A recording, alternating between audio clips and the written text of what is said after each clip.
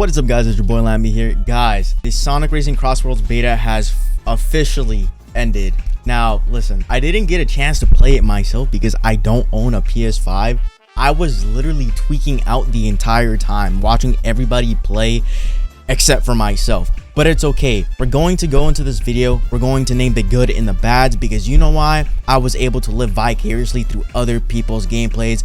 Thank you, Games Cage, thank you. But before we get started, just remember this is a closed beta. The whole point is to, find problems, encounter them, give Sega feedback so they can finally and officially release this game fully in the future with no bugs, or at least a very minimal amount of bugs. So first, we're going to start with the positives.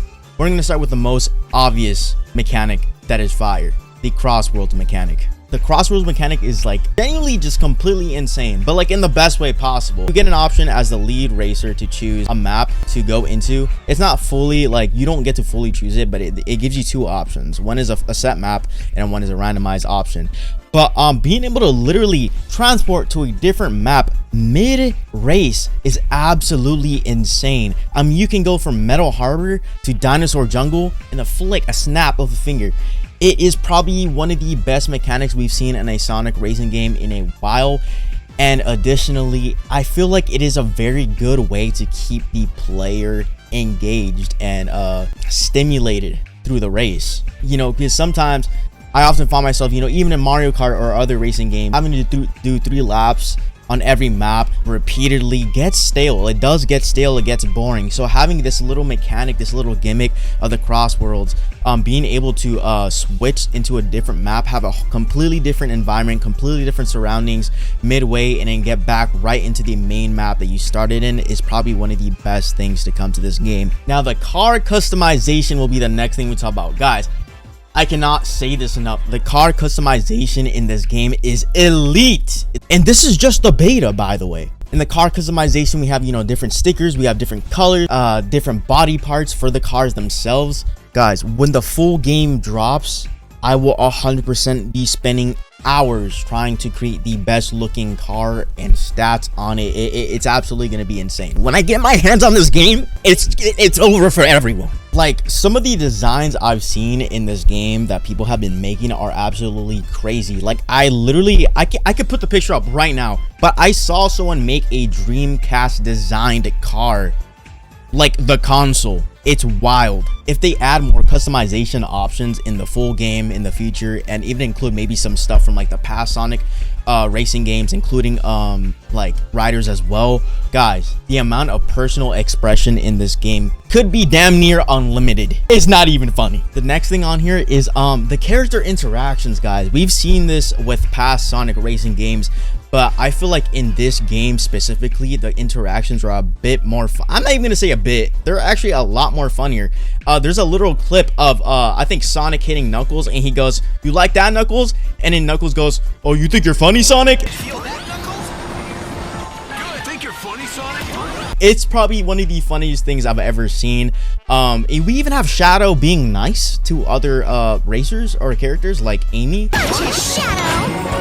Well struck, Amy. And I even think that Roger Craig Smith, the voice actor for Sonic, literally, there's a clip of Sonic literally saying, "You're too slow." You're too slow. When was the last time we've heard that? I think the next thing that really stood out to me, but the flow or the driving, the controls of the cars, I think overall it's actually pretty fluid. I think there are some cars or some builds that are a lot more stiff. I feel like some power handling cars some power cars are a bit more stiff than others. But just overall, I think the fluidity and controlling of the vehicles overall is pretty good, because we have the drifting mechanic, and with the drifting mechanic we have the charge meter, and I think it's a good quality of life addition to the gameplay that makes it really cool. I don't even think we had a charge meter in Team Sonic Racing, but with the more stiffer cars, I think that's a problem, or something that can be easily fixed. I don't think it's that crazy. Like I said, or you know, this is a closed beta after all, so the whole point is to give Sega feedback, and I'm sure they're going to be seeing a lot of this. You know, that is a fix that's going to be happening. Maybe the controls need a little bit more balancing, or maybe some other specific builds of cars, like handling cars or power cars or speed cars, need a little bit more of something above the others. You know, so I think hopefully we'll be seeing that for sure. I think another thing too is the graphics and the animations. Now, it's not too crazy, you know, of a improvement or change. You know, it's not like the graphics are top tier 100%, like it feels like it's real. But I will say the vibrance of the game, the maps, they're really good. They're really good. Now, I do think this could be me nitpicking, you know, certain things, but like I do think that the lighting itself could use a little bit of more work, just a tad bit more work. But overall, the graphics and also the character animations themselves, they're a lot more expressive in the racing in the game. And I feel like it adds more character, you know, just more character to them, to each character. It adds a layer of personality to them that we already have, but it's just made more apparent, and it's a lot more better in this game. And it just makes it's a little quirky thing. It's a little quirky thing that makes it all fun. But now we get into the negatives. Guys, I truly think that this game is too chaotic. There's a lot of items that need some balancing. A lot of items are overtuned, if I may say. And overall, it feels like the overall gameplay is really chaotic. It feels like you're constantly just battling for yourself. And yes, it is a racer. It feels like there's always going to be someone closely following behind you, or always someone who's going to be closely ahead of you. And even if you're in first place, you're gapping the rest of the competition. It genuinely feels like right before you hit the finish line, you will get hit with a single ability and fall from first place all the way to like 11th. It's not even funny. You know, when players can literally have 2 items at once, it feels like a genuine war zone. It kind of feels like the game, or the pacing of the races is a lot more luck based than skill based, and that needs a lot of balancing. I feel like if players want to be good at CrossWorlds, or Sega want players to be good at CrossWorlds, and even maybe introduce some sort of like esports or competitiveness to it, there needs to be balancing. There needs to be headspace for players to actually input their skill in the game, rather than having so many abilities that aren't even basic. A lot of the abilities aren't like really basic abilities, like compared to like maybe like a green shell in Mario Kart. No, every ability literally feels like a game changer. Every ability feels like an ultimate ability, which I personally think is a little bit too much, and that adds to a lot of the chaoticness within the gameplay itself. Now, a lot of you guys could have some differing opinions on this, but I do personally feel like the soundtrack in the closed beta